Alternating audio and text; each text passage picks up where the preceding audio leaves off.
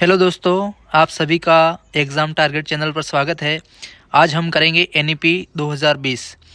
आज हम करेंगे एनईपी 2020 से संबंधित जितने भी इम्पोर्टेंट क्वेश्चन हैं हम उनको करेंगे और इसी क्लास में याद करने का प्रयास करेंगे। तो चलते हैं आज की पहली स्लाइड पे। सबसे पहले बात करेंगे एनईपी का पूर्ण रूप क्या है, यानी कि एनईपी की फुल फॉर्म क्या है। तो पहला ऑप्शन है नेशनल एग्ज़ाम पॉलिसी, दूसरा ऑप्शन है नेशनल एजुकेशन पॉलिसी, तीसरा ऑप्शन है नेशनल एक्सचेंज पॉलिसी और चौथा ऑप्शन है न्यू एजुकेशन पॉलिसी। तो बताइए दोस्तों, इसका उत्तर क्या होगा। सीधी सी बात है दोस्तों, इसमें क्या आएगा, नेशनल एजुकेशन पॉलिसी, यानी कि दूसरा ऑप्शन राष्ट्रीय शिक्षा नीति। चलिए दोस्तों अगले प्रश्न की ओर। दूसरा प्रश्न है, स्वतंत्र भारत की पहली शिक्षा नीति कब शुरू की थी। तो दोस्तों पहला ऑप्शन है 1962, दूसरा ऑप्शन है 1968, तीसरा ऑप्शन है दोस्तों 1986 और चौथा ऑप्शन है 1992। तो बताइए दोस्तों इसका करेक्ट आंसर क्या होगा। इसका करेक्ट आंसर है बी ऑप्शन 1968। और 1968 में किसने लागू किया था, तो इसकी चर्चा भी हम आगे वाली स्लाइड में करेंगे।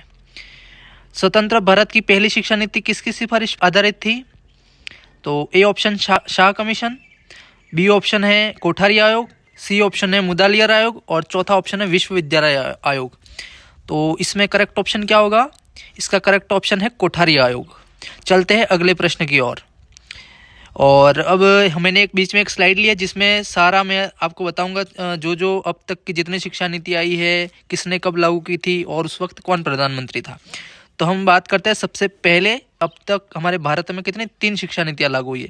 सबसे पहले कब हुई थी, 1968 में। तब प्रधानमंत्री कौन था, जैसे कि आपको स्लाइड में फोटो भी साथ में दिख रहा होगा, इंदिरा गांधी जी द्वारा।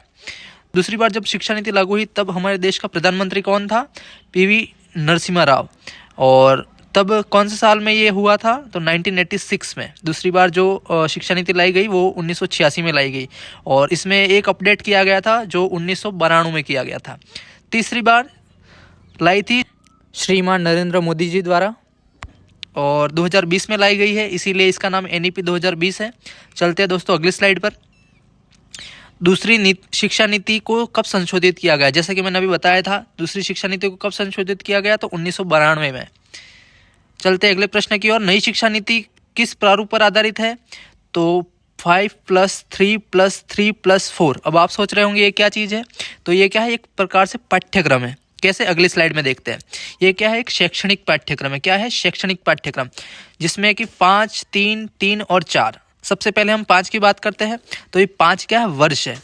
5 वर्ष तक बच्चा क्या करेगा। सबसे पहला आता है फाउंडेशनल स्टेज, जिसमें आते हैं 3 से 8 वर्ष के बालक और ये चलता है कम्प्लीटली 5 वर्ष तक। और सबसे पहले ये बच्चा 3 से 8 वर्ष कौन से स्तर पे होता है, तो आंगनवाड़ी और नर्सरी। दूसरे स्टेज की बात करें तो प्राथमिक स्टेज, जिसमें 8 से 12 वर्ष के बालक आते हैं, जो कक्षा 3 से लेकर 5 तक के बालक है। तीसरा स्टेज आता है इसमें मध्यम स्तर, यानी कि 11 से 14 वर्ष के जो भी बालक होते हैं, और वो कौन सी कक्षा में होंगे, कक्षा 6 से 8 तक। और अंतिम स्तर आता है चौथा, जिसका नाम ही अंतिम स्तर है, और उम्र आती है 14 से 18 वर्ष और 9 से 12 तक के बालक।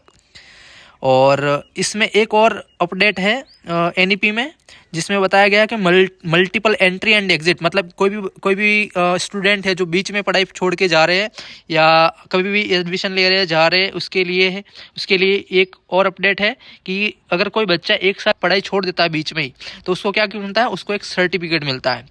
और जब कोई 2 वर्ष की पढ़ाई कर देता है, कॉलेज करता है और बीच में ही छोड़ देता है, तो उसको क्या माना जाता है, उसको डिप्लोमा माना जाएगा। 3 वर्ष या 4 वर्ष कंप्लीट होने पर ही उसको क्या मिलेगी, डिग्री मिलेगी। अब चलते हैं अगली स्लाइड पर। कितने वर्षों के बाद भारत में नई शिक्षा नीति 2020 की घोषणा की गई, तो कितने वर्षों बाद, 33 वर्षों बाद, 38 वर्षों के बाद, 34 या 52। तो आप अंतिम सोच सकते हो, अंतिम कब आई थी, 1986 में। उसके बाद कब आई है, 2020 में। तो कितने वर्ष हुए, 34 वर्ष। चलते हैं अगली स्लाइड पे। इसमें मैंने कुछ इंपॉर्टेंट फैक्ट लिखे हैं, अब तक हमने जो पढ़ा उसका भी कुछ सार है इसमें। सबसे पहले स्वतंत्र भारत की पहली शिक्षा नीति पूर्व प्रधानमंत्री कौन थी, इंदिरा गांधी ने 1968 में लागू की थी। अब नई शिक्षा नीति 2020 कितने साल बाद लागू हुई, तो 34 साल बाद। कौन सी कमेटी गठित की गई थी, तो कस्तूरी रंगन समिति। अब कस्तूरी रंगन समिति गठित की गई थी तो कब की थी, तो जून 2017 में। इसके अध्यक्ष कौन थे, तो डॉक्टर कस्तूरी रंगन।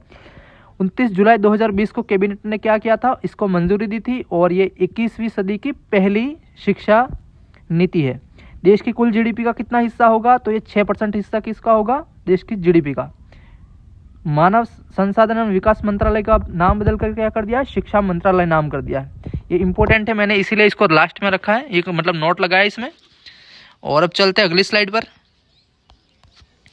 भारत में नई शिक्षा नीति 2020 को कैबिनेट की मंजूरी कब मिली, जैसे कि हमने अभी देखा था कब मिली थी, 29 जुलाई 2020 को, 29 जुलाई 2020 को।